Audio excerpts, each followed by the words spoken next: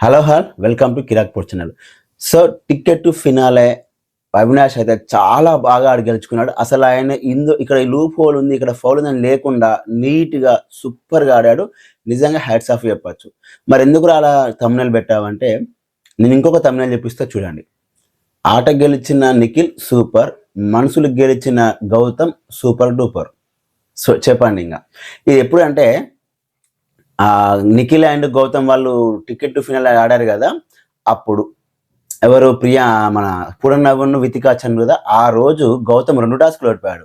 అంతకుముందు 2 టాస్క్‌లు ఓడిపోయాడు.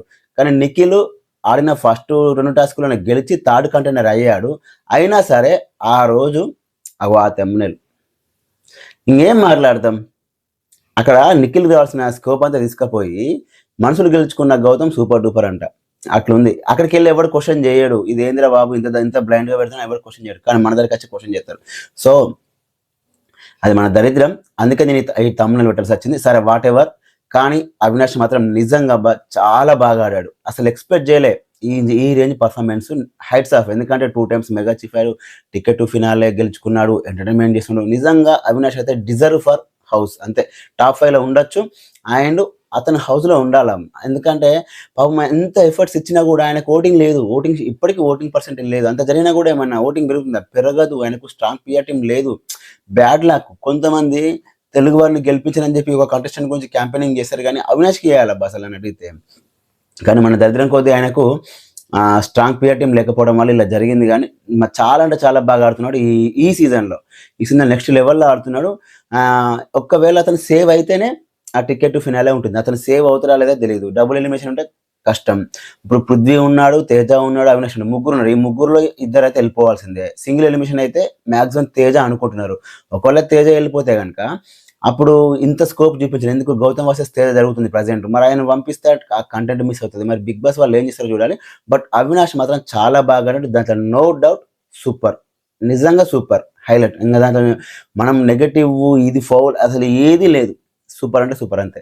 ఇక నిఖిల్ అంటే ఎఫర్ట్స్ ఇచ్చాడు అంతే. That's it. ఫస్ట్ టాస్క్ బాగా ఆడాడు. సెకండ్ టాస్క్ కూడా బాగా ఆడాడు. కానీ తన బ్యాడ్ లక్ మళ్ళీ లెవెల్‌లో చూసాను 3-4 టైమ్స్ అది బిల్డ్ చేయడానికి ట్రై చేస్తారు కానీ అది పడిపోతూ ఉంటుంది.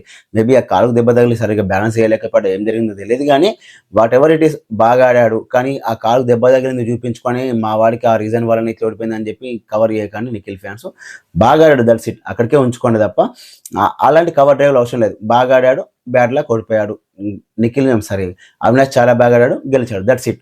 అండ్ ఇంకా తేజ వర్సెస్ గౌతమ్ సంబంధించి ఎవరు కరెక్ట్ అంటే ఆ కెమెరా స్టార్ అని ఎందుకు పెట్టానంటే చెప్తాను. అది కూడా చెప్తాను.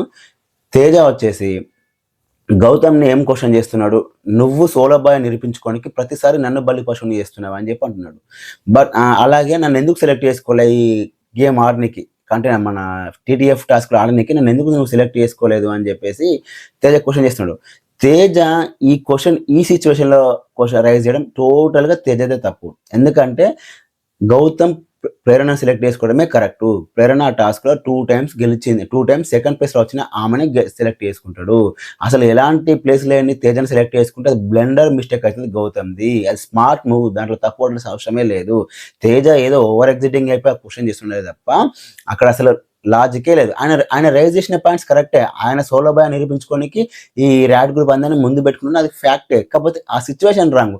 ఇదే Teja eviction free pass task టైంలో గనుక క్వెషన్ చేసి ఉంటే నా ఎగ్ ఎందుకు నువ్వు వితౌట్ వాలిడ్ రీజన్ చేసినావు గౌతమ్ అని అప్పుడే క్వెషన్ చేసుకొని ఉంటే గనక నెక్స్ట్ లెవెల్‌లో ఉండేది. గౌతమ్ అక్కడ టోటల్‌గా ఎక్స్‌పోజ్ అయ్యేటోడు. బట్ ఇప్పుడు నువ్వు ఎంత ట్రై చేసినా వేస్ట్. ఎందుకంటే అక్కడ గౌతమ్ నిన్ను సెలెక్ట్ చేసుకోడు. That's it. అక్కడ చేసుకుంటే గౌతమ్‌కి ఇంకా నెక్స్ట్ లెవెల్ నెగెటివ్ వచ్చేస్తది. చూసినావా అక్కడ బాగా ఆడిన ప్రేరణ కాకుండా అసలు ఏమి ఆడని తేజని సెలెక్ట్ చేసుకొని గ్రూప్ గేమ్ ఆడుతున్నా అని చెప్పి నేను కూడా అంటా. 100% అంటా. సో అక్కడ గౌతమ్ ప్రేరణ సెలెక్ట్ చేసుకోవడమే కరెక్టు. ఆ సిట్యుయేషన్‌ని తీసుకొచ్చుకొని ఇప్పుడు తేజ క్వెషన్ చేయడం అనేది టోటల్‌గా రాంగ్. కాకపోతే తేజ పాయింట్స్ కరెక్టే. ఆయన సోలో బాయ్ నిరూపించుకోనికి తేజనైతే ముందు పెడుతున్నా అది 100% నిజమే. కానీ ఈ సిట్యుయేషన్‌కి రాంగ్ అది.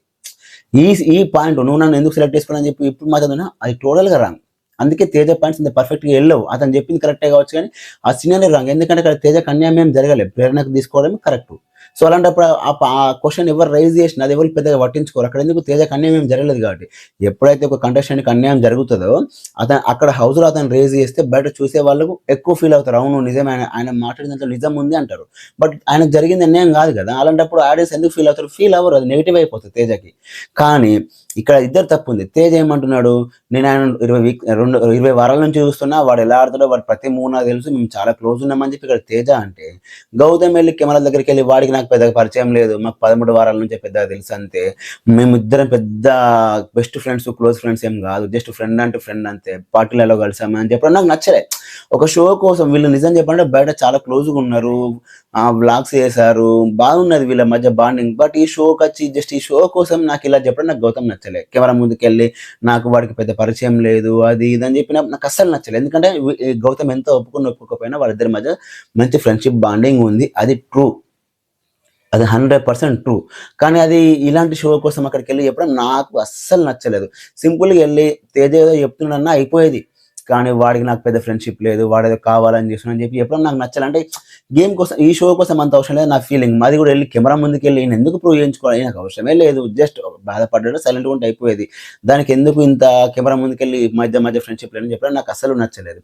ఏడవడం అంటే ఇంకా అది అతను ఎమోషనల్, నేను దాని మీద కామెంట్ చేయదలుచుకోలేదు.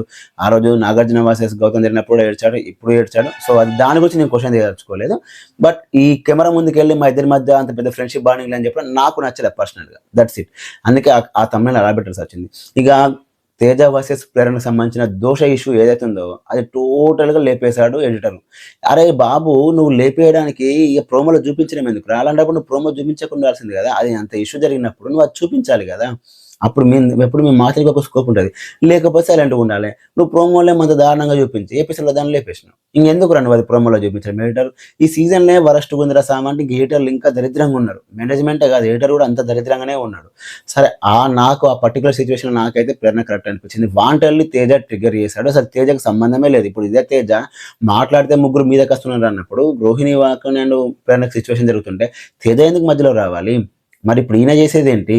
అక్కడ క్లియర్ కట్గా రోహిణి అడుగుతుంది, ఆ రోహిణి నాకు 2 దోశలు కావాలంటే నేను ఆల్రెడీ 2 దోశలు వేసాను కదా అని చెప్పి అంటది, అంతే. ఆమె ఏ టోన్తో కూడా అన్నది. దానికి ఈయన తీసుకొచ్చి నువ్వు ఇలా వేసావు కదా అని చెప్పి పైసలను, ఇలా వేసావు కదా అని చెప్పి పైసలను అని చెప్పి ఆయన ఏదో ట్రిగర్ చేయాలి. ఎందుకంటే లాస్ట్ మూమెంట్లో ఉన్నాడు, ఎలిమినేషన్ అయిపోతేనేమో భయంలో ఉన్నాడు, ఏదో విధంగా స్క్రీన్ స్పేస్ తీసుకోవాలి. ఒకవేళ పాయింట్ రైట్ అయింది అనుకో, వాళ్ళకు ఫ్యాక్ట్గా కుదిరిపోయి నేను సేవ్ అయితే కోర్స్ వస్తానే ఫీలింగ్తో రేజేసినప్పుడు అక్కడ లేదు. ఇదే తేజ ఒక 2 వీక్స్ బ్యాక్ నుంచి ఇలాగే చేసి ఉండే ఖచ్చితంగా ఆయనకు మైలేజ్ వచ్చేది, ఎస్పెషల్లీ గౌతమ్ విషయంలో. బట్ ఇప్పుడు ఎంత చేసినా కష్టం అది. కాకపోతే వాంటేళ్ళకి గొడవలు పెట్టుకునే నాకు అనిపించింది ఈ ఎడిటర్ గాడు వరస్ట్ గాడు అనవసరంగా ఈ ఇష్యూని అయితే మన ఎడిటీలో లేపేశాడు. అండ్ ఇంకా పోతే శ్రీముఖి, పృథ్వీకి అండ్ విష్ణుప్రియకి ఇద్దరికి మంచి సజెషన్స్ ఇచ్చింది. కాకపోతే ఇప్పుడు విష్ణుప్రియ శ్రీముఖి ఇచ్చిన సజెషన్స్ తీసుకొని పృథ్వీని దూరం పెడితే ఇన్ని రోజులు చేసిందంతా కెమెరా స్క్రీన్ స్పేస్ కోసం అని అర్థమవుతుంది అందరికీ. ఎందుకంటే నువ్వు ఫస్ట్ నుంచి ఎవరు చెప్పినా మారట్లేదు, ఇప్పుడు కూడా అలాగే ఉండు. కాకపోతే వెన్ కంపారిటివ్లీ టాస్కులు ఏమైనా వచ్చినప్పుడు నీ జెన్యున్గా నీకు ఎవరు నచ్చారో వాళ్ళకి సపోర్ట్ చేయి. వన్ సైడ్గా బ్లైండ్గా పృథ్వీకి కాకుండా, ఇప్పుడు సపోజ్ అక్కడ నిఖిల్ అండ్ పృథ్వీ ఇద్దరు టాస్క్లు ఆడుతున్నారు అనుకోండి, అప్పుడు నిఖిల్కి సపోర్ట్ చేయి, నీకు చేయాలనిపిస్తే కమాన్ పృథ్వీ అనకుండా అట్లా చూపించుకోవాలి. కానీ ఇప్పుడు మన మిత్రత్వం మధ్యలో ఏమైనా రావచ్చు అని చెప్పడం అంటే నువ్వు ఇన్ని రోజులు నటించినట్టు అవుతుంది. అంటే ఒక రచ్చి చెప్పాక నటించినట్టు. ఇక్కడ ఎట్లా చూసుకున్న కష్టమే అబ్బా. ఓ రచ్చి చెప్పారనుకోండి, అవి ఆమె చెప్పింది కాబట్టి చేంజ్ అయ్యని అనుకుంటారు. ఒకవేళ చేంజ్ అవ్వకపోతే దానికి అంత చెప్పినా చేంజ్ అవ్వట్లేదు అంటారు. సో ఎలా చూసుకున్నా రాంగే. కానీ ఇన్ని రోజుల నుంచి అంత బాండింగ్ ఉంది, ఎవరైనా చెప్పినా నువ్వు జెన్యున్గా ఉన్నావు కాబట్టి అలాగే ఉంటే బెటర్ ఏమో. బట్ చూడాలి, ఆమె మాట అంటుంది. అయినా ఇప్పుడు ఆడడానికి పెద్దగా ఏం లేదు, ఎందుకంటే ఆల్మోస్ట్ 14 వీక్స్ అందరు నామినేషన్లో ఉంటారు. ఇంకా ఇప్పుడు పెద్దగా ఈ టైంలో నువ్వు చేసేది ఏం లేదు. ఆల్రెడీ చేతులు గల కాకులు పట్టుకునే ఆ సామెత ఉంది కదా, ఆల్రెడీ అంతా అయిపోయింది. ఈ సిచ్యువేషన్లో ఆమె ఎంత చేసినా వరస్టే, అది వేస్టే. సో ఈ వీడియో నచ్చితే కనుక లైక్ చేయండి, అలాగే మా ఛానల్ సబ్స్క్రైబ్ చేసుకోండి. Thanks for watching.